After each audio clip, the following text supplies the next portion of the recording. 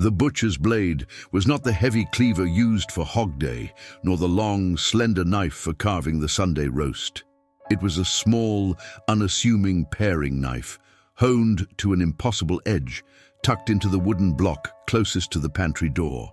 It was the knife Ruby May used for precision work, scoring a ham just so, slicing slivers of lemon peel thin enough to read through, or, if the need ever arose, separating muscle from bone with clean, surgical finality. It was September 1859. The air outside Savannah, still thick and punishingly hot, clinging to the skin like wet muslin. Inside the Caldwell kitchen, it was a separate climate, controlled, orderly, and smelling permanently of yeast, smoke, and the heavy, sweet scent of molasses. Ruby May was 42, though the years of early rising and constant calculation had etched lines into the corners of her eyes that suggested closer to 60. She was not a tall woman, and the decades of bending over hearths and work tables had given her a slight, perpetual stoop that made her seem even smaller. Yet, when she moved, the entire kitchen responded. She was the anchor of the great house, the invisible gear that turned the wheel of Caldwell prosperity. Master Hollis Caldwell often boasted that Ruby May was worth more than 10 field hands. She could stretch a quarter-pound of butter into a feast and identify every herb growing wild in the swamp by touch alone. She took this high praise, this designation of extreme value, and folded it into her silence like yeast into dough. It meant she was essential, and the essential could not be dismissed, only ignored. Ruby May's discipline was legendary among the other enslaved workers on the property. Her movements were economic, her gaze steady, her voice used only to issue necessary commands to Silas, the aging prep cook, or to the young kitchen maid, Sarah. She did not weep. She did not raise her voice. She did not, in the memory of any living soul on the plantation, ever rush. Today, she was processing ginger root, preparing the evening's medicinal tonic for Mistress Caldwell, who suffered from the vague, fashionable malaise of the southern gentlewoman. Ruby May peeled the skin back, the white flesh smelling sharp and clean. Her hands, long and scarred from steam and fire, did not shake. They never shook. This unshakable steadiness was her core, her silent shield against the constant terror that clawed at the edges of their lives. But the steadiness was not a sign of peace. It was the product of a trauma so complete, so profound, that it had solidified into purpose. The fracture had occurred 5 months earlier in April, when the peach blossoms were just beginning to surrender to the brutal heat. Ruby May had been preparing the master's favorite Sunday quail, a fussy dish involving fine herbs and a complicated reduction. Her daughter Ilara, 16 years old, bright-eyed and too fast with a smile, had been sweeping the veranda outside the dining room. Ilara was Ruby May's last living tie, the final thread of a lineage that had been systematically sold, traded, and lost across 3 different states over 2 decades. Hollis Caldwell knew this. He knew Ilara was the one thing Ruby May could not endure losing. The previous year, Ilara had committed the ultimate transgression. She had learned to read, taught in secret by a freedman passing through Savannah. Hollis Caldwell had not discovered the reading directly, but he sensed the change in her, a slight lift of the chin, a refusal to completely break eye contact. To Hollis, this was insurrection enough. He called it insolence.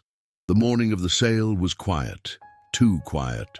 A buggy pulled up the main drive, driven by a man from the Louisiana interior, a cotton planter known for working his field hands until they dropped. Hollis and the man spoke low on the veranda. Ruby May, inside the kitchen, heard only the low rumble of masculine satisfaction and the clink of coin. She did not see Ilara led away. She did not hear a cry. Hollis Caldwell was too practiced for loud public scenes. The next sound Ruby May registered was the carriage wheels crunching gravel as they spun away from the house. She waited until the noise faded entirely, until the silence returned, thick and choking like fog. Then she looked up, her gaze fixing on the quail carcass lying on the block. The herbs she had meticulously laid out seemed suddenly dull and pointless. Ruby May did not drop the knife. She did not scream or fall to her knees. She simply lifted the quail, placed it carefully into the marinade, and continued her work. But the world had shifted on its axis. The silent pact she had held with survival, serve them, endure, protect what remains, was brutally revoked. There was nothing left to protect. That night, in the stifling heat of the cabin, the grief did not manifest as tears. It manifested as a terrifying clarity. She saw Hollis Caldwell not as her owner, but as a structure, a foundation of arrogance built upon the broken bodies of her children, and structures she knew could be dismantled. The immediate desire, the instinctual rage, was to plunge the butcher's blade into Hollis's neck as he slept. But that would be satisfying for only a moment, and the consequence would be a swift, brutal public hanging, achieving nothing but a martyr's end. Hollis had 3 sons: William, the eldest, a lawyer in Savannah; Thomas, the middle, a drunken brute who oversaw the fields; and young David, the quiet one, who was studying medicine in Philadelphia, but returned for holidays. If Hollis died violently, one of the sons would inherit the plantation and the remaining human property, and the cycle would continue unbroken. No, the structure had to fall entirely. The Caldwell line had to be erased. Ruby May, the cocinera, cook, understood chemistry and the body's fragility far better than any city physician. For years, she had mixed poultices for fevers, brewed tonics for the common cold, and even prepared specific herbal teas to help the mistress sleep. She knew the garden, the low country swamps, and the quiet properties of roots and leaves that could cure or kill. Her healing knowledge had been a tool of survival. Now, it would be a weapon of calculated justice. The vengeance had to be slow, undeniable, and appear entirely natural. It had to look like God's judgment, or perhaps a curse unique to the Caldwell bloodline. She began her research quietly, using the cover of her usual duties. She spent her precious hours after dark not weeping, but poring over the few dilapidated medical texts she had salvaged from the plantation library, books deemed too old or too esoteric for casual reading. She sought information on ailments that mimicked natural decline, wasting diseases, stomach afflictions, and nerve disorders that led to paralysis or madness. Her focus settled on a class of native botanicals known to the local indigenous tribes, but largely ignored by modern white medicine. Plants that delivered cumulative systemic poisons, things that didn't kill immediately, but slowly eroded the body's machinery, causing symptoms that could easily be mistaken for chronic illness or environmental factors. One particular root, found deep in the darkest mud of the Savannah swamps, known locally as Wormwood's Kiss, became her focus. In minute amounts, when processed correctly, it was a potent purgative. In slightly larger, consistent amounts, it delivered a heavy metal toxicity that attacked the nerves and digestive system. It was tasteless when masked by strong spices like cinnamon or allspice. The decision was made. The Caldwells would be poisoned through the very sustenance that defined their privilege. Every meal would become a sacrament of retribution. Ruby May began the long, silent process of procurement. This required leaving the plantation grounds, a risk she had avoided for years. She used the excuse of gathering wild thyme and special roots for the mistress's ever-present nervous complaints. She moved through the heavy cypress stands, the air humming with mosquitoes, her movements as quiet as the swamp itself. The first harvest of Wormwood's Kiss was a terrifying success. She dug the root, cleaned it meticulously, and returned to the kitchen. Inside a heavy iron mortar, she crushed the root into a fine grey-brown powder. The residue had to be disposed of perfectly. She mixed the crushed fibers into the ash pit used for cleaning the oven, guaranteeing its complete destruction. The powder was then stored in a tiny, unmarked pewter snuff box, hidden beneath a false bottom in her spice cabinet, nestled amongst the genuine, potent African spices she used for special occasions, grains of paradise, smoked paprika, and nutmeg. The waiting began. Hollis Caldwell, 48 years old, robust and loud, was the first target. He ate heartily, drank deeply, and believed himself invincible. His routine was religious, a strong cup of coffee brewed by Ruby May at dawn, followed by a breakfast of eggs, ham, and grits. The first dose went into his coffee 3 days after the root was processed. Ruby May measured it not with a spoon, but with a fingertip, a quantity so minute it could only cause a slight discomfort. She stirred the cup with the same deliberate, non-trembling hand she always used, watching the grey powder dissolve instantly into the dark liquid. She carried the cup from the kitchen, across the tiled floor of the pantry, and up the main stairs. The silence in the house was profound, the only sounds the rustle of her skirt and the distant chirp of birds. Hollis Caldwell was seated at his desk, reading the Savannah newspaper, his boots propped up, a portrait of careless mastery. He took the cup without looking up, grunted his thanks, and took a long, hot sip. Ruby May stood perfectly still, waiting for the slight contraction of his eyebrows, the momentary flicker of a negative taste. Nothing. He drank half the cup before returning to his paper. "Something wrong, girl?" he asked, noticing her unnatural stillness. "No, master," she replied, her voice flat, devoid of color. "Just waiting for your order for lunch." He waved his hand dismissively. "Same as always. Nothing too complicated, don't want any fuss." "Yes, master." She returned to the kitchen, leaving him to consume his daily dose of poison. The act was disturbingly easy. He trusted her completely. He saw her competence as a reflection of his own wealth and power, never as an independent threat. This arrogance, she realized, was the key ingredient to her success. A week passed, then 2. Hollis Caldwell began complaining of digestive troubles. He dismissed it as the heat or bad rum. Ruby May responded by altering his diet slightly, giving him genuine herbal remedies to ease the immediate symptoms, thereby reinforcing his belief that she was entirely devoted to his well-being. This was misdirection, the necessary sleight of hand.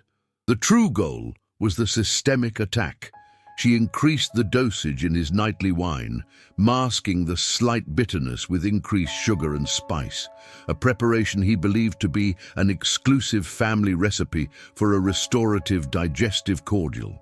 By the end of October, Hollis was losing weight. His boundless energy was replaced by sudden, unexplained fatigue. He began waking up at night with painful spasms in his legs. His moods, already foul, darkened into volatile rages that terrified the house staff. "He's got the vapors," Mistress Caldwell declared at dinner one evening, dabbing her brow delicately. "He hasn't been himself since the summer." Ruby May, standing silently against the wall, watched Hollis try to lift his glass. His hands, once heavy and decisive, now shook slightly, not with rage but with weakness. It was working. The knowledge was a fierce, cold warmth inside her chest. The sons, returning for the holiday season, noticed the deterioration immediately. William, the lawyer, was sharp-eyed and suspicious. "Father, you look poorly," William observed upon arrival in early November. "Have you seen Dr. Oakhaven?" Hollis roared. "Oakhaven! That incompetent fool only knows how to bleed a man dry of coin." "I need rest, William. Just rest." Young David, the medical student, was more reserved. He spent an afternoon in the study, reviewing his father's medical ledgers. He cornered Ruby May in the pantry later that day. "Auntie May," David said, using the casual familiarity that always grated on her. "What has father been consuming? He mentions your tonics." Ruby May met his gaze, a rare, direct confrontation. "Master Hollis enjoys his evening cordial, Mr. David. And Mistress Caldwell requires her fever tea. I only prepare what is ordered." "But the ingredients," David pressed, "are they all standard?" "All standard, sir," she confirmed, her face a mask of weary deference. "I wouldn't dare put anything unusual in the master's plate. That would be crossing the line, sir." David hesitated. He saw only a worn, tired cook whose life was defined by the Caldwell kitchen. He suspected disease, not rebellion. He decided to send a letter to Charleston, requesting the services of a specialist physician. He didn't trust the local doctors, but he certainly didn't suspect the cook. This sudden inquiry was a complication. A foreign doctor would mean scrutiny, potentially requiring her to stop the slow poisoning entirely. She had intended to take months, perhaps even a year, to finish the lineage. Now she had weeks, perhaps only days, before the arrival of a suspicious outsider. Ruby May returned to the kitchen, her mind already racing, recalculating the formula. The slow burn was over. It was time for the final, lethal strike. She had to time the ultimate act perfectly. It had to be a moment when the entire Caldwell household, Hollis, William, Thomas, and David, were together, eating the same food in the same place. A sudden, widespread affliction that would be immediately and irrevocably fatal. The perfect date was already set, stamped on the calendar of the Southern elite, Thanksgiving. Thanksgiving dinner at Caldwell Plantation was not merely a meal, it was an institution. The local judge, the sheriff, and several prominent local businessmen would attend. But this year, she resolved, the dinner would be strictly for family. She had already planted the suggestion in Mistress Caldwell's mind. "Master Hollis looks too poorly for company, mistress." It would be a tragedy if he collapsed in front of the judge.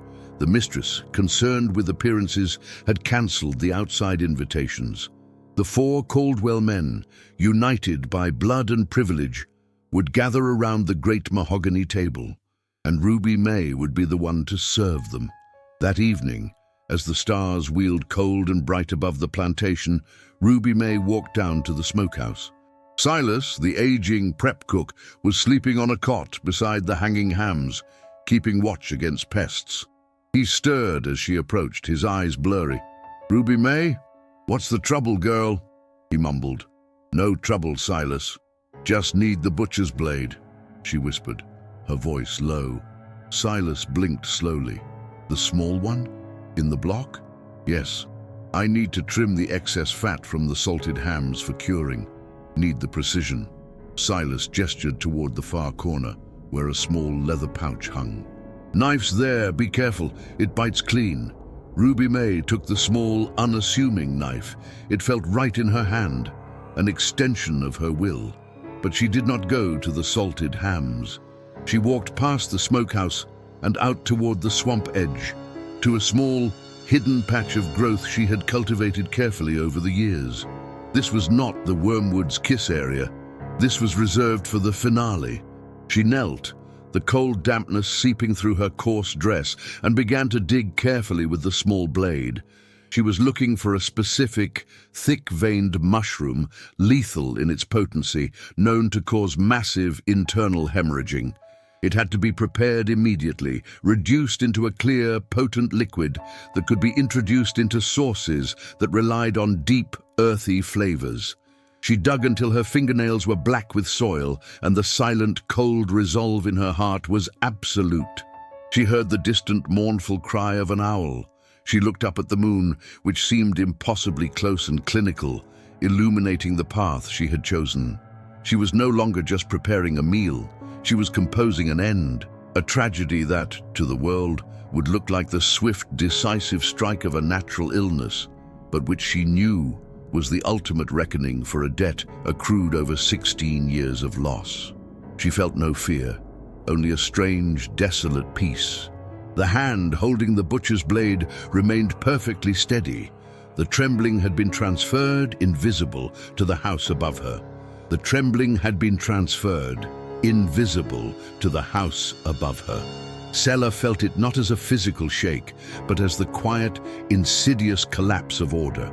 For years, the rhythm of the Thornhill kitchen had been a monotonous, suffocating drone.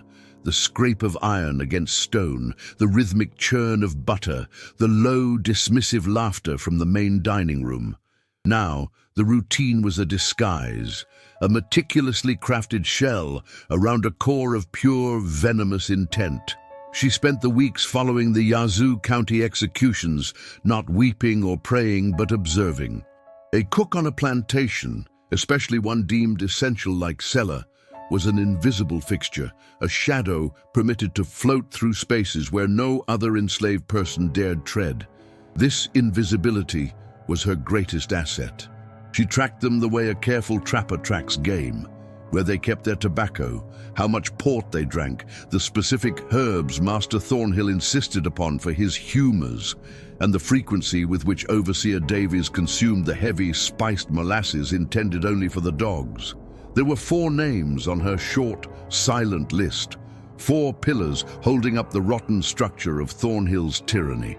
First, Master William Thornhill, a man whose avarice was matched only by his cowardice.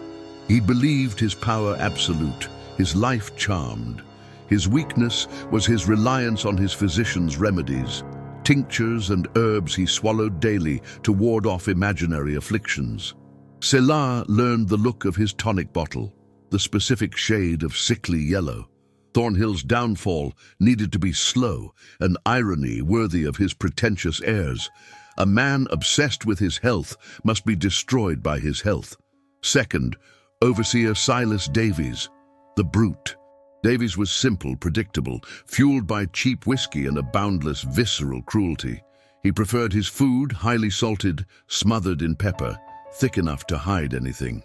His schedule was rigid: morning coffee laced with chicory, a heavy noon meal of salt pork and beans, and a late-night tumbler of rum, always drunk, standing by the rear door, looking out over the quarters he guarded with such zeal. Davies was the muscle, and muscle, Sela knew, had to fail suddenly and decisively. Third, Sheriff Harlan Beckett, a man who visited the plantation twice a month, not for official business, but to collect Thornhill's bribes and dine on the finest offerings. Beckett had the hands that signed the execution papers for Isaiah Washington. He was the law, and Sela needed his absence to be swift and confounding, a warning delivered in the form of a state official suddenly collapsing at a respectable Virginia dining table. He was a complication, an accessory whose demise had to be perfectly timed. Fourth, Edward Thornhill, William's ambitious younger brother, who often visited from Richmond, offering veiled critiques of William's management, while subtly positioning himself to inherit the land and the enslaved property. Edward represented the future of the cruelty, a slicker, more educated venom. He was the hardest to target, as he was often suspicious and traveled frequently. But Christmas was coming. The great annual dinner, the one event where all 4 were guaranteed to be gathered under the same roof, complacent in their perceived security. The butcher's blade, as Sela now mentally called her instrument of reckoning, was not a knife, but the knowledge she possessed of the earth. She didn't need to steal anything complicated.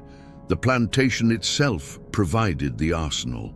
There was the foxglove growing innocently near the creek, the seeds of the castor bean plant, which she ground meticulously under the guise of grinding coffee late at night, and the subtle, slow-acting compounds derived from the green, immature berries of the nightshade family, carefully dried and powdered. The preparations began subtly, masked by the frantic rhythm of the autumn harvest preservation. Sela moved through the kitchen like a priestess overseeing a grim, private ritual. Sela, the master's tonic needs to be prepared weaker this week. He complains of a dryness, Mistress Thornhill instructed one damp November morning, completely oblivious to the cold, focused attention of the cook. "Yes, ma'am," Sela replied, her voice a low, steady murmur. The tonic was indeed weaker, but only in its visible consistency.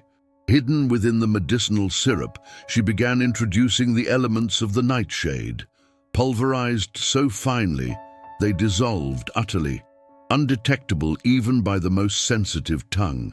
This was not the killing blow, merely the groundwork, the subtle corruption that would mimic the failure of internal organs over time. It was the slow burn, designed to make Thornhill feel the creeping paralysis of age, the inescapable decay he so feared. Days turned into weeks. Thornhill grew irritable, complaining of phantom aches, poor sleep, and a persistent fog in his mind. He increased his tonic intake, unknowingly accelerating his fate.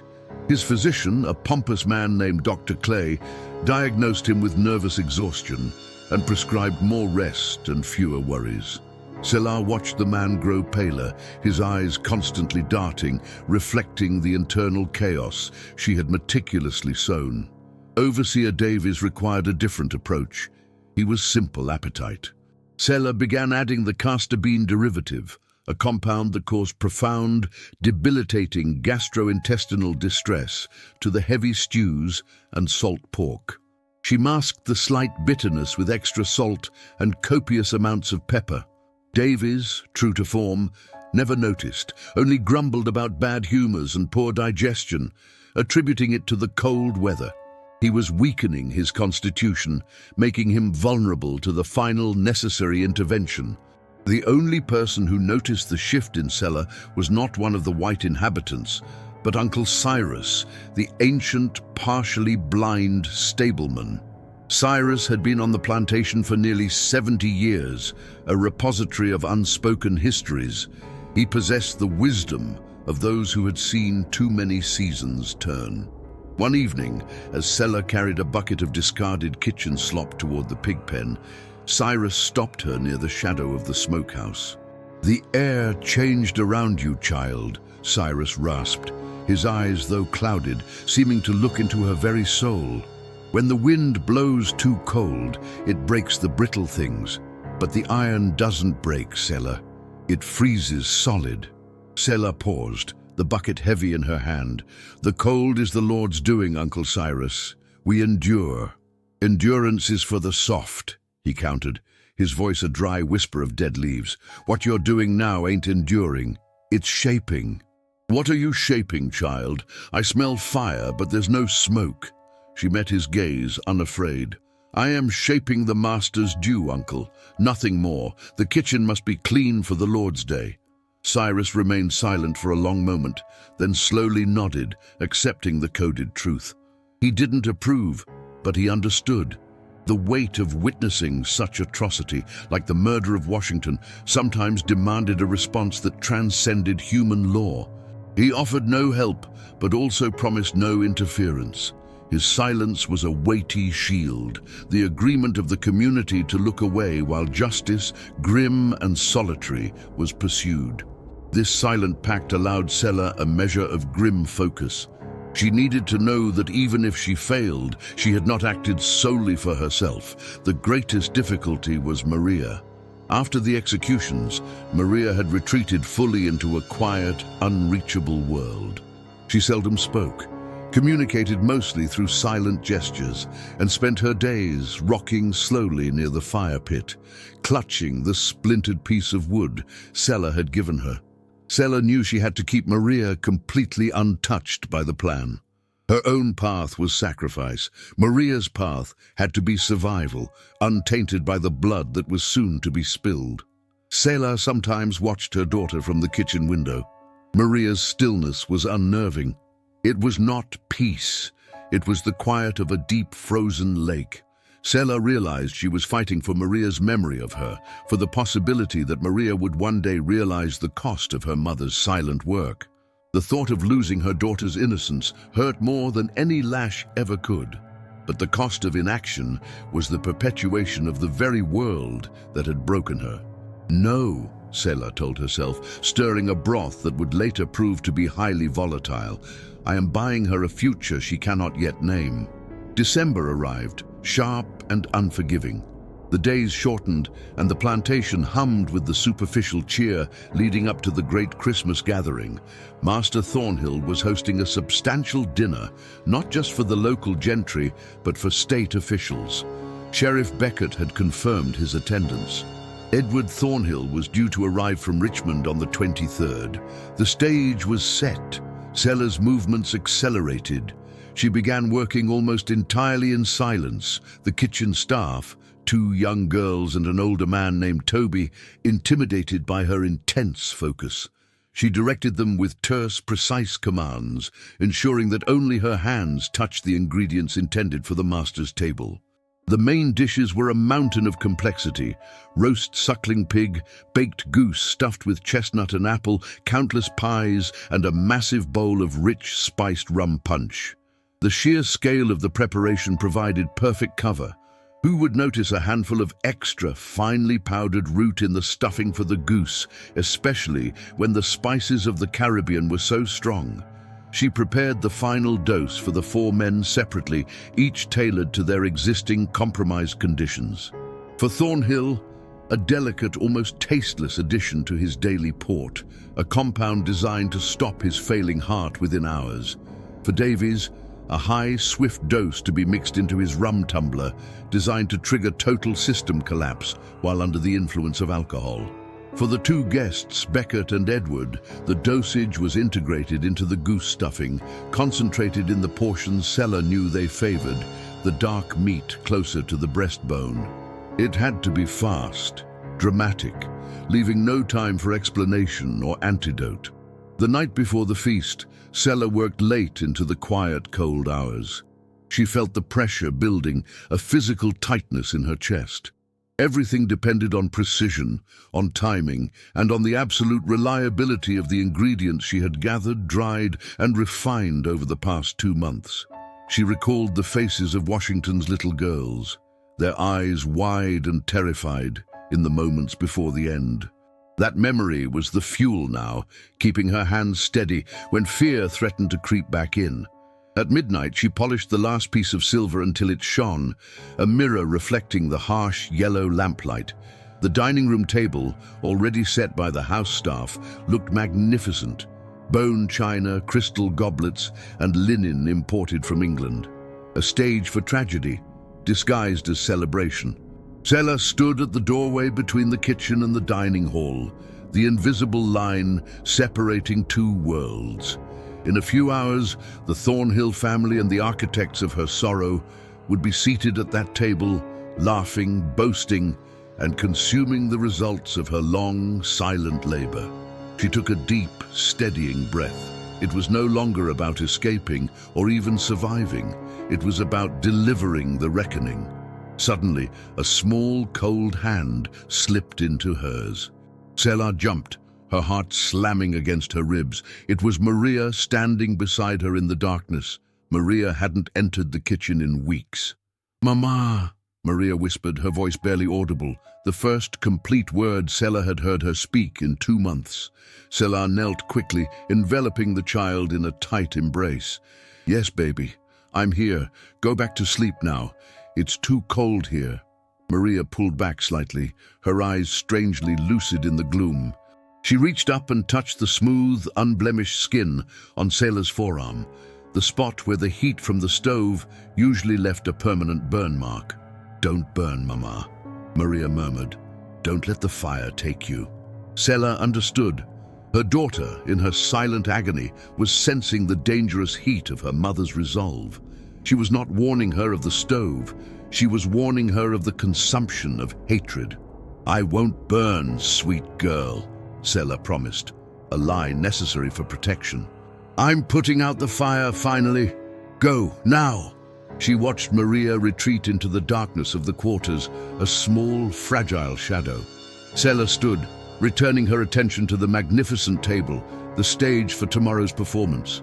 The promise she made to Maria was impossible to keep, but the promise she made to herself, the vow of retribution, was now inescapable. She returned to the stove, where the large roasting goose sat, waiting for its final, crucial seasoning. The moment of action was only hours away. The scent of cinnamon and nutmeg filled the air, a perfume of deceit. Selah reached for the small, heavy porcelain jar containing the concentrated powder, her heart thrumming a slow, deliberate beat. She had only 1 chance for each man. The margins for error were 0. The morning of the 24th dawned with a deceptive, brilliant clarity. The snow had begun falling softly just before dawn, blanketing the fields and the quarters in a thick layer of white silence. It was the perfect backdrop for a tragedy disguised as an accident of God. The guests began arriving around noon, their carriages pulling up to the veranda, scattering the fresh snow. William Thornhill, already looking weak and flushed, played the jovial host, shaking hands and accepting toasts. Overseer Davies was stationed outside, bundled against the cold, his face drawn and complaining of a churning gut. Sheriff Beckett arrived with the county treasurer, already anticipating the fine food. Edward Thornhill arrived last, carrying a bottle of rare French wine and a cynical smirk. Selah worked the line, moving with a supernatural grace. She presented the dishes for inspection, allowing Mistress Thornhill to take the credit for the flawless presentation. Her inner gaze, however, was fixed solely on the four men gathered in the smoking room, their voices booming with confidence and entitlement. The grand dinner began at 3 o'clock. The dining room was loud, filled with the clinking of silver and the drone of self-congratulatory chatter. Selah orchestrated the serving, gliding through the room, pouring water, offering bread, refilling glasses. Her first target was William Thornhill. As was his custom, he insisted on his favorite brandy immediately after the soup course. Selah poured the amber fluid, using the opportunity of a loud boast from the sheriff to slide a tiny, already dissolved pellet of the heavy nightshade derivative into his glass. Thornhill drank it deeply, sighing with satisfaction. The second target, Overseer Davies, was invited in from the cold to take a drink with the master before the goose was served. Davies eagerly accepted the rum Selah offered, laced heavily with the final violent dose of the castor derivative. He drained the glass in one go, wiping his mouth with the back of his hand before returning to his post outside. The main course, the magnificent spiced goose, was brought in with a flourish. Selah, using a knife with surgical precision, served the dark, rich meat to Sheriff Beckett and Edward Thornhill, ensuring their plates received the sections specifically prepared with the highly concentrated, rapidly acting poison. She stepped back, returning to the shadows of the kitchen doorway, her apron stiff with starch. The room was silent now, save for the sounds of chewing and appreciative murmurs. The fate of the house was sealed on those 4 plates. The wait was agonizing, yet necessary. She listened to the laughter, the political debate, the clatter. She waited for the cough, the gasping breath, the sudden, terrible silence. The first sign came not from the table, but from the yard. A sickening, guttural cry, followed by the heavy thud of a body hitting the snow. Overseer Davies. Inside, the noise barely registered. They were too absorbed in their own self-importance. Then William Thornhill cleared his throat, a dry, rattling sound. He put his hand over his heart, a look of profound surprise blooming on his face, quickly replaced by a frantic terror. I feel ill," he stammered, his body beginning a violent, uncontrollable spasm. Sheriff Beckett laughed, thinking it a jest. "Come now, Thornhill, don't fail on us now." He shoveled another rich mouthful of goose into his mouth. It was Edward Thornhill who reacted first, noticing the strange, fixed stare in his brother's eyes, the bluish tint around his lips. Edward stood up, knocking his chair over, but the effort was too much. A wave of dizziness hit him, paralyzing him before he could shout a warning. He felt a burning in his throat, a rush of cold dread. Sheriff Beckett, watching the 2 brothers crumple in their seats, finally realized the horror. He tried to rise, but the toxins hit his system with the swift, paralyzing force Selah had intended. His hand flew to his neck, his face contorted in a silent scream. The room, minutes before filled with robust noise, fell into a suffocating, terrifying silence. 3 men slumped at the table, 2 still breathing shallowly, William Thornhill already still, his eyes wide open, staring at the crystal chandelier above. The dinner guests, the women, the county treasurer, the other officials, froze in confusion and then erupted in shrieks of panicked chaos. They tried to help, tried to call for Dr. Clay, but the speed of the affliction was unnerving, unnatural. Selah stood in the doorway, a calm, unwavering statue in the midst of the swirling fear. Her silence was louder than the panic. The white guests saw her, the quiet cook, and then looked away, unable to register the possibility of agency behind those impassive eyes. This was not the end, merely the turning point. The house was in chaos, but Sella's own life, her future, and the safety of Maria now hung precariously over the wreckage she had created. The reckoning had been delivered, but the consequences, the ultimate cost, had yet to be collected. She knew the plantation would soon be crawling with officials, seeking explanations, seeking blame. She had to vanish, and she had to take Maria with her before the house, now thoroughly poisoned, collapsed entirely upon them. The immediate horror was over, but the long, impossible journey for true freedom had just begun. The air outside the kitchen felt thin and cold, a razor edge against the humid, cloying scent of almond and bile that clung to the Thornhill dining room. It was the smell of finality, of an account settled in full. Adisa did not look back at the mansion. There was no need. She carried the scene inside her like a perfectly etched diagram, the 4 chairs tipped back, the silverware scattered, the heavy silence that had fallen immediately after the governor's retching began. The house had swallowed its masters whole, and now Adisa was merely stepping out of the collapsing structure. Maria, however, was shivering uncontrollably, clutching the thick wool shawl Adisa had pulled from the linen press. Maria, who had only been a child when Adisa first arrived at the plantation, had witnessed the culmination of a decade of quiet plotting. She had not helped. Adisa ensured that.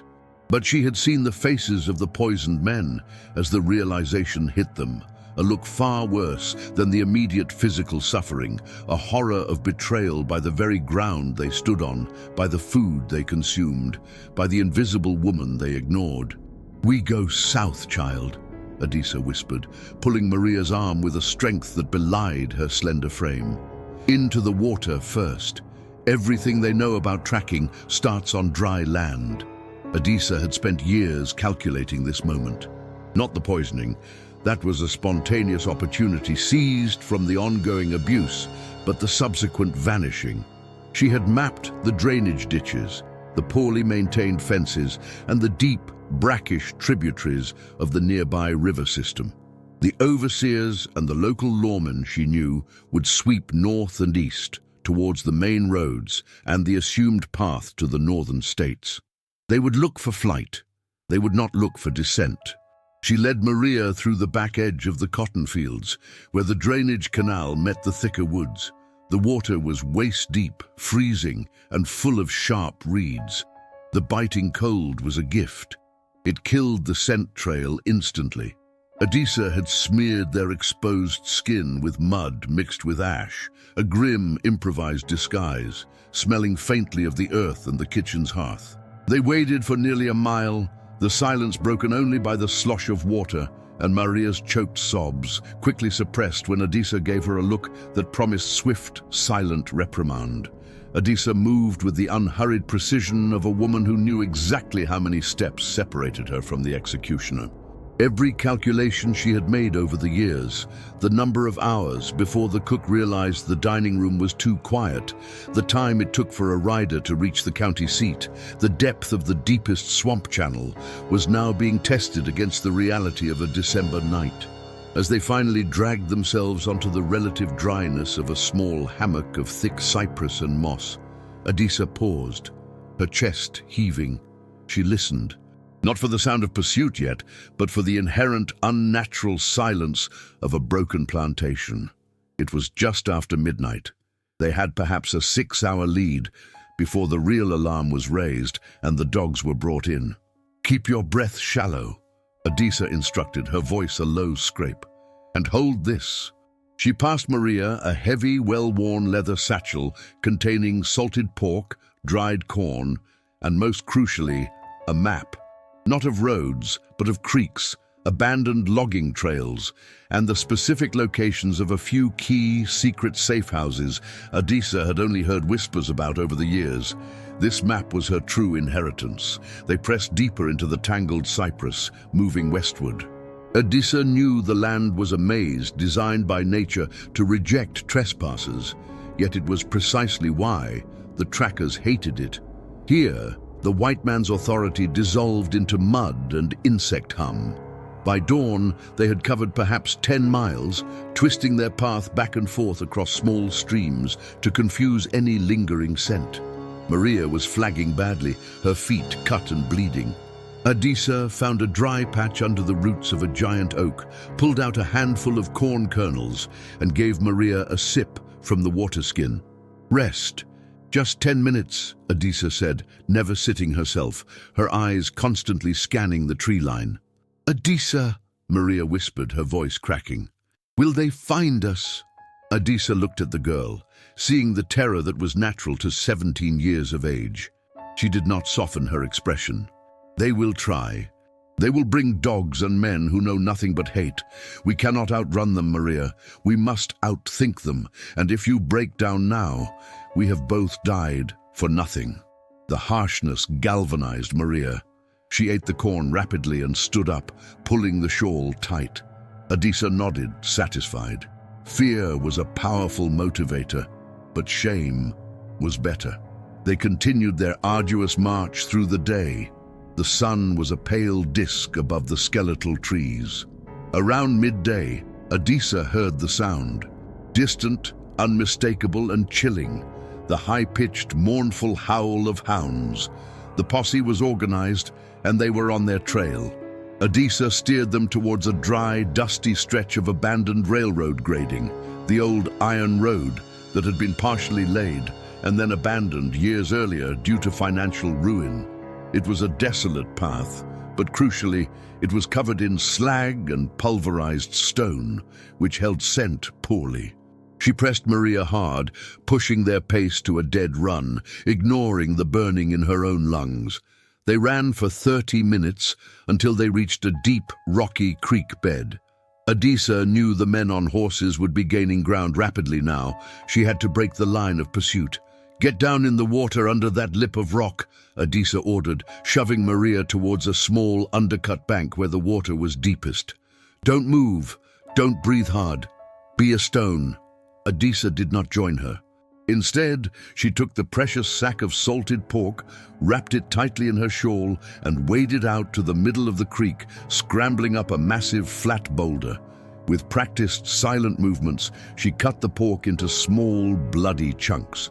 She began throwing the meat pieces, not down the creek where they were heading, but upstream, scattering them widely on the banks, 20 yards apart, leading towards an ancient, dried-out marsh known to be a death trap for horses.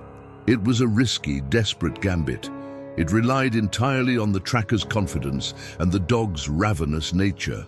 The hounds would hit the creek, lose the human scent, but pick up the powerful, fresh scent of the pork, leading them wildly in the wrong direction, towards unnavigable terrain. She barely had time to slide back into the water near Maria when she heard the unmistakable thunder of horses pounding the dry ground nearby. 4 men on horseback burst through the tree line onto the bank they had just left. Leading them was a tall, lean man, Mr. Cobb, a notorious slave catcher from the neighboring county, brought in because of his famous, vicious pack of dogs. Cobb pulled his horse up so violently it reared, kicking gravel. He dismounted, scanning the area. His dogs, a mottled pack of curs and bloodhounds, were snarling, noses glued to the ground, frantic and confused. They hit the creek, and chaos erupted. The lead bloodhound, a massive beast named Fury, plunged into the water, momentarily losing the trail. Then Fury sniffed the air, tasted the strong pork scent, and let out a triumphant baying howl, charging upstream, directly into Adisa's false trail. "Hold up, damn it!" Cobb shouted, frustrated. "They went upstream? That ain't right. The river trail is too thick there." Another dog, less experienced, whined and circled near Maria and Adisa's hiding spot. Adisa held her breath until her lungs burned, her entire body rigid against the cold rock. Maria, hidden beneath the lip of the bank, was a small, quiet presence. Cobb swore loudly, pulling out a coil of rope. He was arguing with one of the plantation riders who insisted the runaways must have crossed the road miles back. "They wouldn't double back into that swamp," the rider complained. "They're running scared. They'll run anywhere," Cobb snarled, mounting his horse. "But those dogs don't lie! Upstream, move!" The sound of the pursuit faded rapidly upstream. Adisa counted the seconds until the last sound of hoofbeats was gone, and then she counted 100 more, just to be sure. Finally, she exhaled, the sound a soft puff of air. The muscles in her jaw ached from the tension. She reached out and pulled Maria from the hiding spot. The girl's eyes were wide and swimming, but she was silent. "They are gone for now," Adisa said. "They will realize the mistake. We have perhaps 2 hours before they circle back."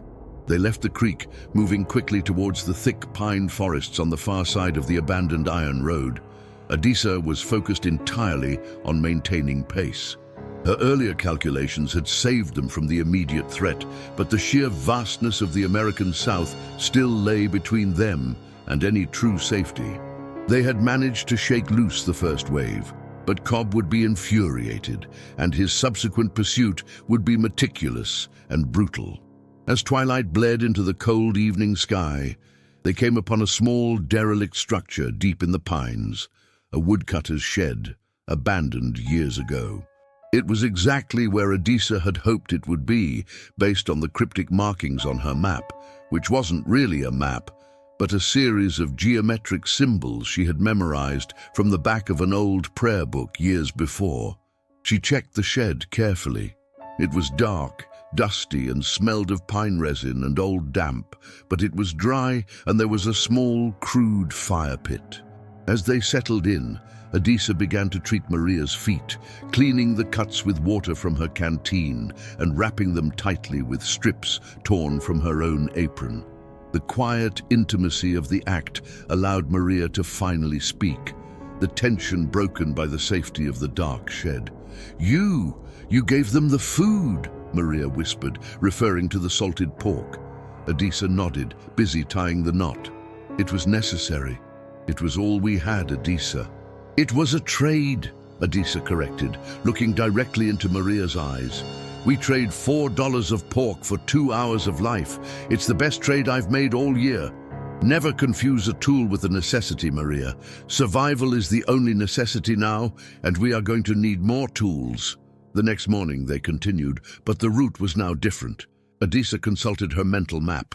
They were close to the border of the state, heading into the rough, mountainous terrain that offered better cover but harsher conditions. She needed a new contact, a link in the invisible chain that she hoped existed beyond the local plantations. The true underground railroad. Adisa was looking for a man named Silas, a free black carpenter rumored to live on the outskirts of the nearest town, 20 miles distant. The risk of entering a settlement was immense, but their supplies were critically low, and Maria's persistent cough was worsening. They couldn't survive the oncoming frost alone. They moved only at night, hiding in caves and thickets during the day. The journey forced Adisa to rely on skills she hadn't practiced since childhood, reading the stars and the moss on the trees. The cold determination she had developed in the Thornhill kitchen hardened into pure, sustained physical endurance. She was not just running from a terrible past, she was building a future, one agonizing step at a time. On the third night, they reached the periphery of the small town of Harmony Crossroads. It was a miserable, forgotten place, mostly known for its single sawmill and a general store. Adisa waited until the moon set, leaving the town enveloped in ink blackness. She left Maria hidden under a stack of rotting lumber near the edge of the woods, wrapping the girl in their last blanket. "Do not move, Maria. Do not speak. If you hear anything, freeze. I will be back by the first light. If I am not back by the time the sun is fully over the eastern horizon, you must move on alone. Follow the creek west for one day and look for a chimney that smokes only at night. Understand?" Maria nodded, tears frozen on her cheeks. She understood the severity of the order. Adisa was undertaking the most dangerous part of their journey, walking into the belly of the beast. Adisa walked into Harmony Crossroads. She wore the clothes of a field hand, dirty and unremarkable, but she moved with the confident stride of a woman who knew exactly where she was going. A gait that often confused local whites into thinking she must be running an errand for a nearby master. She found Silas's workshop easily, a small, dilapidated structure set back from the main street, identifiable by the constant faint smell of sawdust and varnish. She approached the back door, listening intently. She gave the prearranged knock she had learned only recently from an old acquaintance. 3 light taps, pause, 2 heavy taps. The door opened, revealing Silas. He was a powerfully built man with hands like ironwood, his face marked by deep lines of worry and watchfulness. He did not invite her in immediately. "Yes?" he asked, his voice flat. "I seek work," Adisa said, using the coded phrase. "I hear you pay fair price for cedar." Silas studied her face in the gloom. He didn't recognize her, which was good, but he saw the fear beneath the calculation in her eyes. He also saw the distinct pattern of mud on her boots, the kind found only in the swampy region near Thornhill Plantation, 30 miles away. The news of the calamity at the Thornhill house had reached even Harmony Crossroads by now, carried on the wires and the frantic rides of the deputies. "I have no work tonight," Silas replied, deliberately turning to close the door. Adisa took a risk. 4 men fell to the ground last week, Silas. 2 were named Thornhill. Silas froze, his hand inches from the latch. He slowly turned back, his expression now a mask of shock and grim understanding. He knew exactly who Adisa was, or rather, what she had done. "You have put a match to the whole county, woman," he hissed, pulling her quickly inside and bolting the door. The interior of the shop was warm, lit by a single kerosene lamp. It was filled with lumber, tools, and the sweet smell of fresh shavings. "I have a girl with me," Adisa said immediately, cutting to the chase. "She is sick. We need provisions and a new line. I calculated for the initial break, Silas, but the distance is too great for a direct run." Silas ran a hand over his short-cropped hair. "Direct run? Woman, there is no run from what you did. You didn't kill a few men. You killed the certainty they live by. Thornhill was friends with the governor. They'll be offering $10,000 for your capture, perhaps more. There'll be patrols on every road, on every river bend, from here to Kentucky by tomorrow noon. Then we must not use the roads or the rivers," Adisa stated, her voice calm despite the panic rising in her chest. Silas gave her a weary, skeptical look. He was used to helping people who ran out of desperation. Adisa had run out of absolute certainty. That was a different kind of danger. "I can give you food and medicine, but I cannot harbor you. Not here. My family is here. The entire town knows me.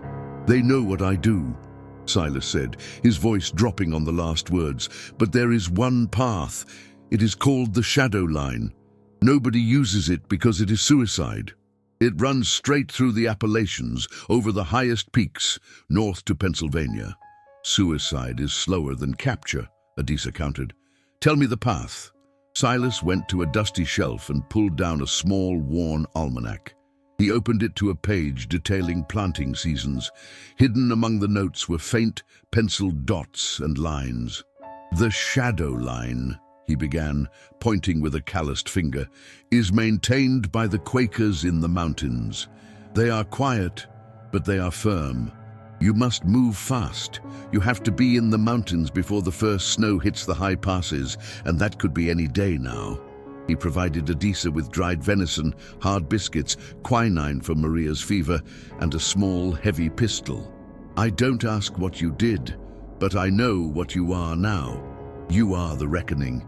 May God have mercy on the souls of those who cross your path." Adisa took the supplies, the weight of the pistol a cold comfort in her hand. She did not ask for mercy. She expected none. "Where is the nearest contact point on the line?" she asked. 2 weeks' travel on foot through the wilderness. Find the old mining camp, abandoned 20 years. There's a red oak with a peculiar scar. Knock twice, pause 4 times, say the word harvest. Adisa committed the instructions to memory, folding the mental diagram over the Thornhill disaster and the creek escape. "Thank you, Silas. Your name will be remembered." "Just get to the north," he urged, opening the door barely enough for her to slip out. "And pray for a mild winter." Adisa returned to Maria, fueled by adrenaline and the grim knowledge of the pursuit closing in.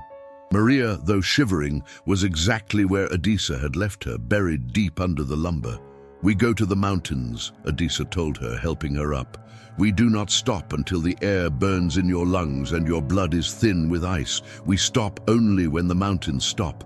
The ascent began that very night. It was an immediate, staggering change in environment. They left the flat, relatively soft earth of the coastal plain for rising, uneven terrain covered in slick shale and sharp rocks. The pace was relentless, slow but constant, a steady grind upward. The crisis of the escape reached its peak on the 5th day after leaving Harmony Crossroads.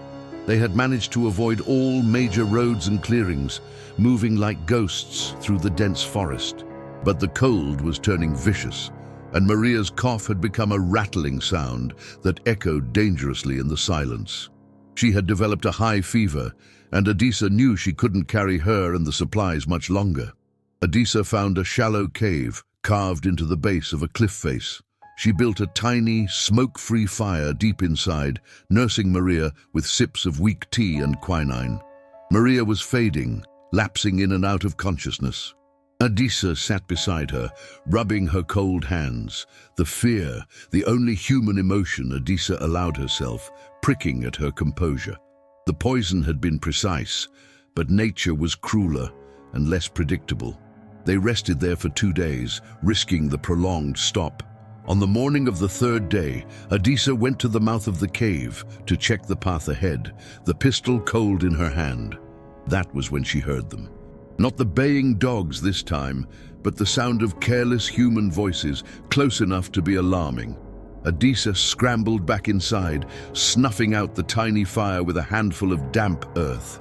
She pulled Maria deeper into the shadows, covering her completely with the blanket.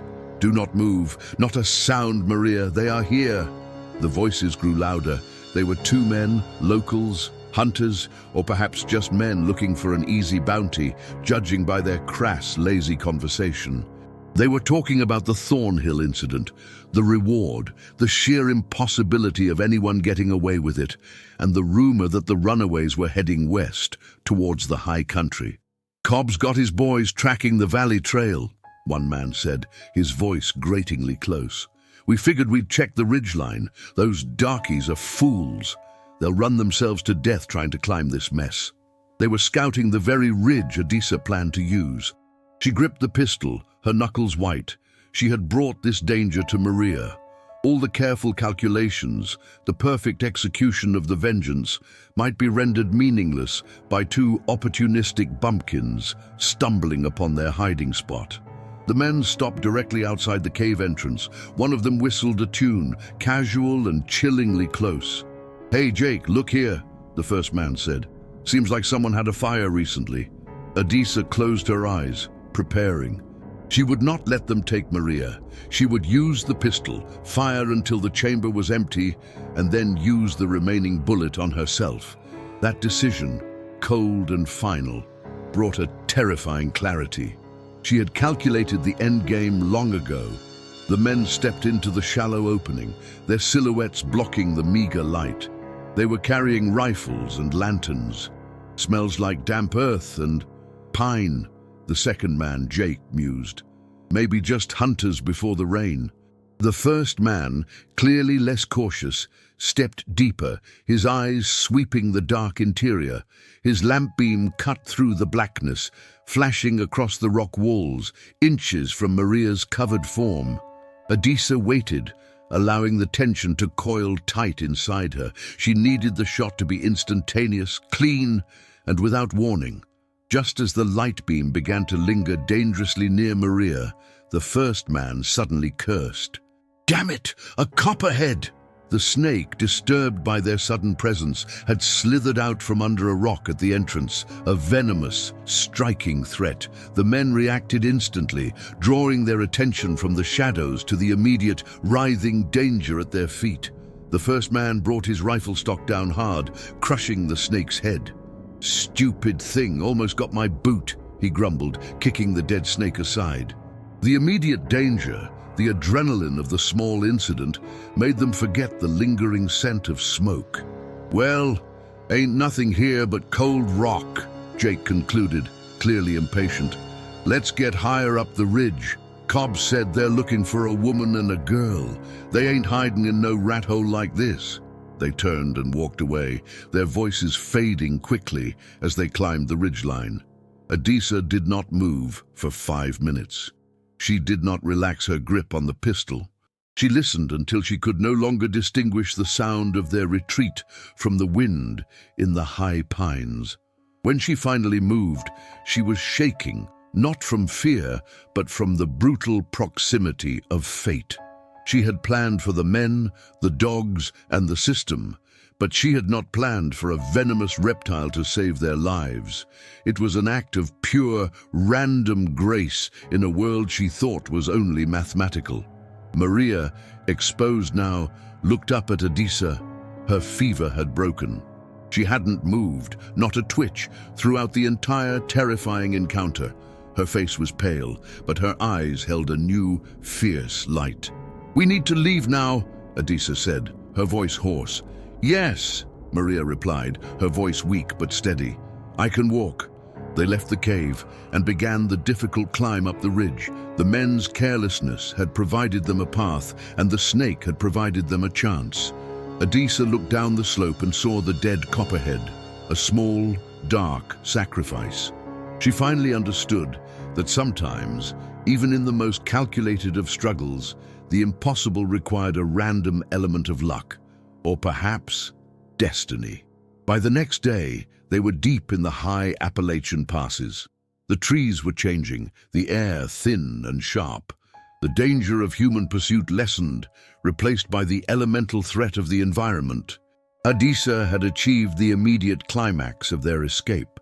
She had broken the chains of the pursuit, outthought the trackers, and survived the encounter. But ahead lay the mountains, vast, cold, and indifferent. The real struggle for survival, a battle against nature itself, was only just beginning. They were free from the plantation, but miles from safety, staring up at peaks already dusted with the promise of winter, with little food, and only the knowledge that the shadow line lay somewhere beyond the frozen summit. They were at the limit of their endurance, at the highest point of risk, with no retreat possible. The ascent was a prayer whispered through chattering teeth, a promise only the mountains heard. The air thinned, and the weight of their stolen lives pressed down harder than the packs they carried. They were climbing into the teeth of the coming winter, each gasp of frigid air searing the lungs. Elias led the way, his shadow stretching long and distorted in the weak, brittle light of the high altitude, his muscles screaming a silent protest against the unrelenting gravity. Beside him, Kala moved with the grim mechanical efficiency of someone who had long ago traded hope for sheer, bloody-minded determination. Their small group, reduced now to 6 souls, counting the 2 children clinging desperately to their mothers, slogged upward through the loose shale and the first dustings of snow. The ground was treacherous, offering false footing at every turn. Elias remembered his time spent in the swamps, the constant battle against heat and insect life, and realized this was a purer, more impersonal cruelty. The mountain didn't hate them, it simply didn't notice them. 2 days into the high climb, they lost Thomas. Thomas, the oldest man among them, had managed to cross the river and evade the dogs, his spirit bright despite his 60 years. But the cold was an enemy that sought out the old and the weak with brutal precision. They stopped by a small cluster of stubborn pines, the wind whipping past like a cat o' 9 tails. Elias watched as Thomas simply lay down, his eyes wide open, staring at a patch of sky that promised more snow. He didn't complain.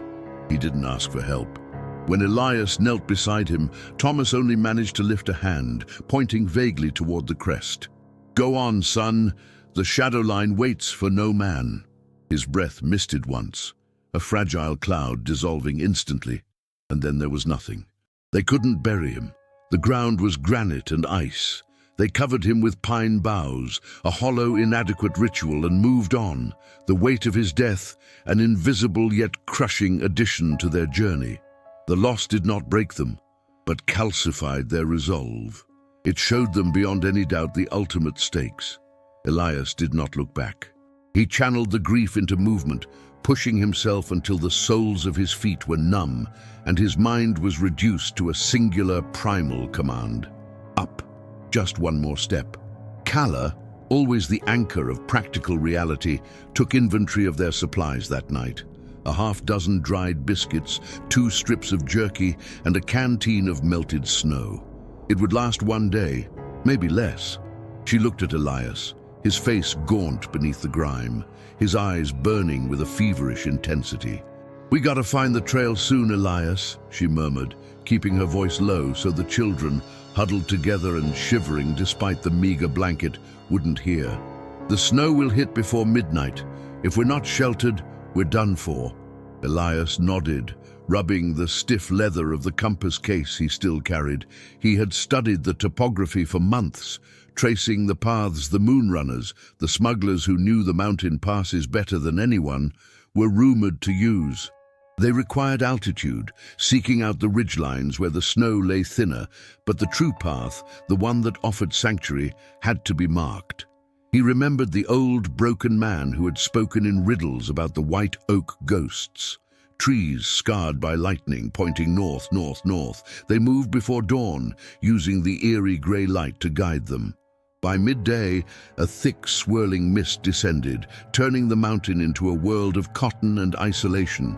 They were walking blind. Elias stumbled over a root and fell, scraping his hands raw.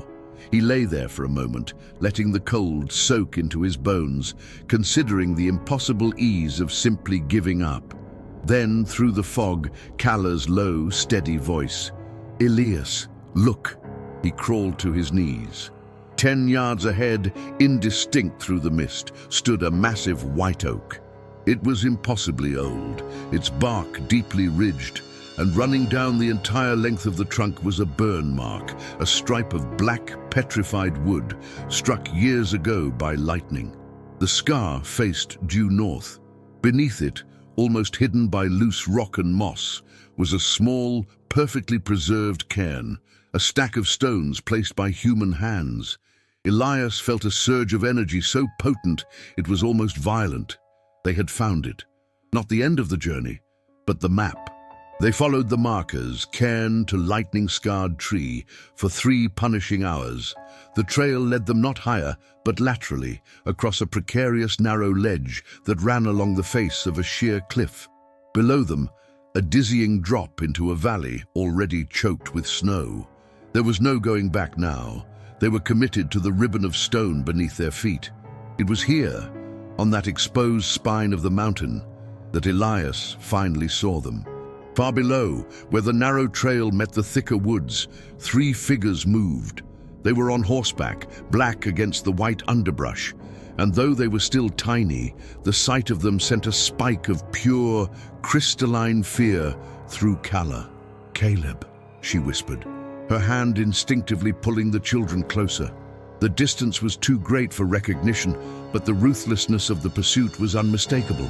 Caleb, Thorne's most trusted overseer, was known for his relentless tracking. He didn't give up, not for a lost mule, and certainly not for $1 million worth of runaway chattel. Elias didn't hesitate. He pulled the iron spike he carried, the one he'd fashioned months ago for prying open locks, and drove it deep into the rock face. He threaded the thin rope they carried, a relic from the river crossing, through the eye of the spike. "We move fast now," he hissed. "One at a time, no sound. If they look up, we're shadows." And the next hour was agony, fueled by adrenaline and terror. The path was slick with ice. The wind threatened to tear them from the cliff, But the sight of the riders below, the constant silent reminder of what waited if they faltered, lent them a desperate focus. When they finally reached a point where the ledge widened into a small, cave-like overhang, Elias cut the rope, leaving the spike lodged in the stone. A dead end, a false trail. He then quickly covered the last recognizable cairn marker with snow and rock, obliterating the path they had followed. He waited, listening, his heart hammering against his ribs. The riders below slowed, confused by the disappearance of the trail. He saw Caleb dismount, surveying the base of the cliff. The overseer was meticulous. He would spend hours searching the woods below, but he would never think to look up at the sheer, icy face. They had gained time, precious, life-saving time. The cave was frigid, but dry. Elias used the last of their kindling to start a small fire, shielded deep within the recess so the smoke wouldn't rise above the tree line and betray them. They shared the final fragments of biscuit. As the warmth slowly returned to their frozen limbs, the emotional exhaustion hit Calla. She leaned against the cold stone, watching the shadows dance, remembering Thomas, remembering the river, remembering her master's face. "We ain't safe, Elias," she murmured, the words hollow. "Not until we're beyond the Union line, and that's still miles." "We're beyond his line, Calla," Elias replied, his voice rough but firm. He looked at the compass, correcting his position against the stars, visible through the mouth of the cave. "The shadow line ain't just the mountain. It's what we cross inside ourselves. We're fugitives, yes, but we ain't property no more." He pointed to a faint constellation. "The old man told me about another signal. When the North Star burns brightest, you look for the iron smell, the blacksmith's path." They waited another day, huddled against a blizzard that roared outside their shelter, sealing them off from the world. It was a terrifying respite, but it worked. When the storm broke, the cold was fierce, but the visibility was crystalline and the mountain was clean. The descent was easier, though no less dangerous. They traveled in the silent, supernatural beauty of the snow-covered forest. After 8 hours of rapid downhill movement, the geography began to shift. The pines thinned, replaced by sturdy maples and oaks. And then, Elias smelled it, not iron, but the distinct scent of a coal fire mixed with pine smoke and the faint, sweet smell of fresh-cut lumber. A permanent settlement. Cautiously, Elias scouted ahead. He found a small, meandering creek and followed it until he saw the sign, a small, rough-hewn shed, isolated from the world. On the roof, a brightly painted quilt square, a variation of the North Star pattern they had heard whispered about in the slave quarters. The realization hit Elias with the force of a physical blow. This was it. The place where the terror of the wilderness met the cautious, dangerous hope of the Underground Railroad. He knocked 3 times, a specific rhythm he had learned from a song.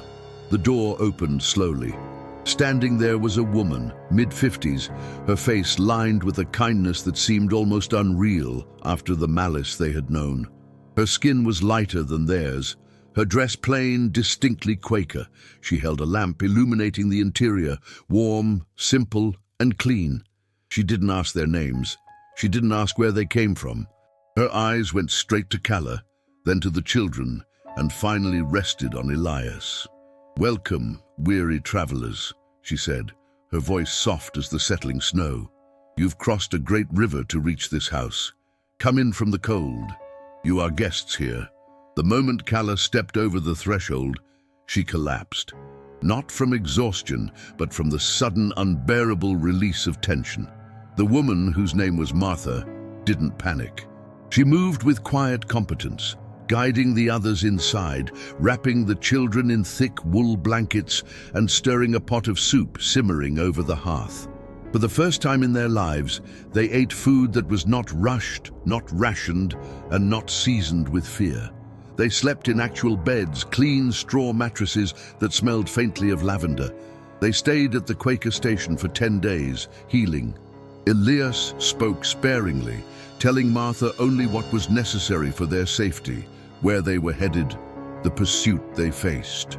Martha confirmed that Caleb and his riders had been spotted far south, still circling the base of the mountains, thinking the runaways were either dead or still hiding in the woods. They had lost the trail definitively. Elias and Kala learned the language of freedom here. It was a language of small decisions, choosing what to eat, choosing when to wake, choosing where to walk. But they also learned the hard truth. Safety was never absolute. They were still fugitives under the Fugitive Slave Act of 1850. The distance to Canada, true freedom, was vast and required more guides, more stops, and more risks. Martha arranged the next leg of their journey. The party was split. The children and their mother, who were too vulnerable for the direct, dangerous route, were sent west toward the Ohio River system, hidden in a wagon load of hay destined for abolitionist communities in Illinois. Elias and Kala would take the more direct eastern route through upstate New York towards the promise of the Great Lakes and Canada beyond. The parting was wrenching, even though they had shared only a short, terrifying journey. Kala held the children tightly, promising them a reunion that felt impossibly far away. "We'll meet at the shores, Kala," Elias promised the mother, his voice cracking, "in the land where the snow stays year-round." The two continued north in the care of a young man named Samuel, a conductor on the railroad. Samuel was skilled, cautious, and possessed a quiet faith that mirrored Martha's. The journey was a blur of hiding in barns, riding under the cover of night, and the constant strain of trusting strangers who might, at any moment, betray them for reward money. The landscape changed dramatically. The forbidding mountains gave way to rolling farmlands and, eventually, the bustling, indifferent towns of the northern states. In a small, abolitionist enclave in Pennsylvania, Kala and Elias spent their last night together before the final leg. They were sheltered in the attic of a white minister's home. The sound of horse carriages and the voices of free people drifted up from the street below. Elias looked at Kala, seeing the woman he loved, a woman transformed. The fear was still etched around her eyes, a permanent scar, but overlaid now by a layer of tough, unyielding resilience. "We did it, Kala," he whispered, the words sounding alien on his tongue. "We bought time, Elias. Freedom cost more than time." She spoke of the ones they left behind, Thomas lying cold on the mountain, the countless others still working the fields of the Thorn plantation. She knew that their escape, spectacular and improbable as it was, would only tighten the chains on those remaining. Thorn would be furious, Caleb would be merciless. "We gotta send word," Kala insisted. "Not now, not soon, but when we're truly safe. Tell them the shadow line ain't a myth." In the chill of that attic, they made a solemn vow. Their freedom was not theirs alone. It was a weapon to be used for the liberation of others. The final crossing was the most difficult. They reached Buffalo, New York, in late December. Lake Erie was a churning mass of dark, icy water. The final leg required crossing the river to Canada, a short distance, but fraught with danger from border patrols and bounty hunters who haunted the docks. Samuel had arranged passage on a small fishing boat. They waited in the icy wind, wrapped in heavy borrowed coats, watching the slow, deliberate movement of the patrol boats. As they stood there, Elias saw something that stopped his breath. Across the dock, standing beneath a gaslight, was Caleb. The overseer was alone, bundled against the cold, his face pinched with rage and exhaustion. He hadn't given up. He had followed a cold trail, using only persistence and sheer hateful intuition. Caleb looked different here, out of place, his rough plantation clothes marking him as a hunter in a place of commerce. Elias pulled Kala back into the deep shadows of a warehouse. "It's him, Caleb. He's looking." Kala's breath hitched, but she did not scream. She did not tremble. She looked at Elias. This was the final complication, the closing of the trap. They had survived the elements, the starvation, the river, and the mountain. Now they faced the malice of one single man. "We can't wait," Calla said, her voice steady. "The boat leaves now or never." Samuel, seeing the commotion, signaled the boat captain. Elias knew he had to draw the attention away. He reached into his coat pocket and pulled out the small piece of carved wood, the bird he had been working on for his unseen children back in Virginia. He knew the risk. He had to be seen. "Go. Get on the boat. I'll be right behind you." "No, Elias. We stick together. I'm slower. I'll make noise." "Go. This is my only job now." He pushed her toward Samuel, forcing her into the arms of the conductor. As Calla scrambled onto the slippery deck, Elias ran out of the shadows, running not toward the boat, but down the dock in the opposite direction, toward the bustling commercial district. "There!" he yelled, pointing wildly into the crowd. "They're heading south." The sound was enough. Caleb, starved for a target, spun around. He saw a figure running, saw the glimpse of dark skin and the borrowed coat, and the overseer's mind instantly locked onto the prey. He let out a primal yell and started running in pursuit. Elias ran full out, the cold biting his face, the muscles in his legs screaming as he sprinted away from the water. He didn't look back. He ran until he was certain Caleb had committed to the chase, running past shipping crates and stacks of timber. He turned a sharp corner into a dark alleyway, skidding on the ice. He heard Caleb's heavy boots behind him, gaining ground. The alley was a dead end. Elias pressed himself into the shadow of a high stack of fish barrels. Caleb rounded the corner, panting, his face contorted in a mask of triumph and hatred. "Got you, boy? I knew you wouldn't get far." Caleb raised his hand, reaching for the whip he instinctively carried, even here in the north. But Elias was ready. He moved with the desperate, honed speed of a man who knew this was the last second of his old life.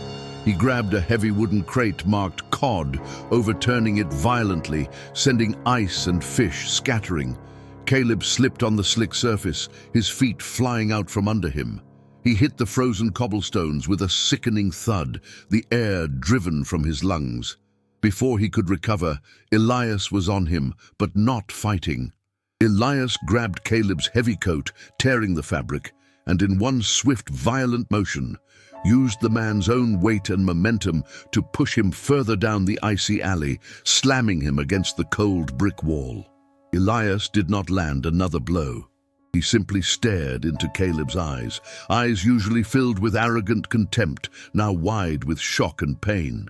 "I ain't your boy," Elias breathed, his voice steady despite the searing pain in his chest. "I ain't nobody's property." Then he turned and ran back toward the docks, leaving Caleb gasping and struggling to rise in the freezing, fish-stinking alleyway. The overseer, disoriented and perhaps concussed, would not be tracking anyone tonight. Elias reached the dock just as the fishing boat was casting off. Samuel spotted him and yelled to the captain. The gap between the dock and the boat widened swiftly. Elias took one last, desperate leap across the churning water, landing hard on the deck, stumbling into Calla's waiting arms. They looked back as the boat pulled away. Buffalo faded behind them, a mass of indifferent lights. They saw no sign of pursuit. They had crossed the river. They were in Canada. The air felt different immediately, not warmer, but cleaner, devoid of the oppressive, historical weight of ownership. Elias and Calla stood together at the stern, watching the lights of America dwindle. They were safe, but they were also utterly alone, separated from everything they had ever known, even the comforting misery of their old community. They settled in St. Catharines, Ontario, a small, vibrant community of free blacks, Quakers, and various abolitionists. Elias found work immediately, not as a field hand, but as a skilled carpenter, using the knowledge he had only been allowed to practice in secret back in Virginia. Calla, fiercely intelligent and resilient, became a laundress and seamstress, eventually saving enough money to open a small, cooperative kitchen that fed the influx of new arrivals. Life was hard. The Canadian winters were brutal, and poverty was a constant shadow. But the air was free. They wrote letters, coded and circuitous, sent through trusted intermediaries back south, letting the remnants of the plantation community know The shadow line is real. It can be crossed. Look for the oak ghosts. Thorn Plantation suffered. The loss of Elias, their most reliable blacksmith and organizer, was a profound financial blow. The escape, coupled with the subsequent confusion and the disappearance of his chief overseer, Caleb, who eventually returned months later, broken and ashamed, claiming he'd been robbed and beaten, instilled a crippling level of paranoia in Master Thorn. He tightened security, but the seed of resistance had been planted. In the years that followed, more escaped from Thorn, inspired by the myth of the silent carpenter and the determined cook who vanished into the mountains. They learned to read the land, guided by the very markers Elias had used. Elias never saw the children he had carved the bird for, nor did he ever see his biological father again, but he built a life. He used his skills not for a master, but for his neighbors. He and Calla were married in a small, quiet ceremony under a grey Canadian sky. By 1860, Elias had built his own small cabin, the first home he truly owned. The wood was solid, the roof sound, and the door was locked by a mechanism of his own design, simple yet unbreakable from the outside. One cold afternoon, sitting by the fire, Calla handed him a worn, heavy volume, a history of African empires smuggled in from New York. "You read now, Elias," she urged gently. "You understand the maps." Elias took the book, his strong, calloused hands turning the thin pages. He could read only slowly, the words heavy and deliberate, but the meaning was clear. He was no longer just Elias, the blacksmith. He was Elias, the architect of his own destiny and the cartographer of the path to freedom. He set the book down and looked out the small window at the falling snow. Beyond the trees lay the border, miles and mountains away, but close enough to remember. He saw the shadow line not as a geographical barrier, but as the place where terror ended and the brutal, complicated work of being fully human began. He picked up a small piece of maple and began to carve not a bird this time, but a miniature depiction of a great scarred white oak, its black lightning strike pointing north. It was a silent testament to the price of courage and a promise that the climb was always, always worth the risk. His hands, which had once felt the heat of the forge and the bite of the whip, moved now with the absolute peace of a man who was, finally, truly home.